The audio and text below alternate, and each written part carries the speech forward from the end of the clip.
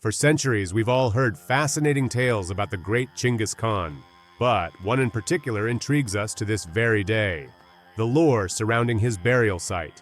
If you are blissfully unaware of this, then good life to you. You won't share the misery of those of us who've spent years trying to uncover the allure surrounding this man's death.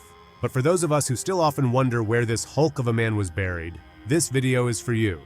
In this video, I'm going to keep it practical without feeding into the narratives of all the conspiracy theories surrounding this. If you love the video, be sure to hit that like button and subscribe for more content like this. As you know, the most famous theory regarding why we haven't found Genghis Khan's burial site is that all 2,000 plus people who attended his funeral were executed. The executioners were then killed by members of his escort, who then took their own lives when they reached their destination. A lot of these folklores can be traced back to our very own world traveler, Marco Polo. Yup, he's the one who described Genghis Khan's massive funeral entourage in his book, The Travels of Marco Polo. But if history has taught us anything, it's to take Marco's word with a grain of salt. He had a history of making some of the most outrageous of claims from his journeys, especially when it comes talking about his eastern travel to his fellow Westerners.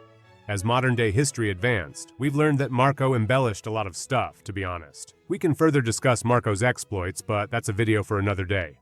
Now, coming to the Khan, well, his over-the-top funeral procession is a story with no historical accuracy, a story that Marco Polo perhaps made to glorify the myth surrounding this man, who was believed to be God amongst us mere mortals. But here's how this grandiosity doesn't add up.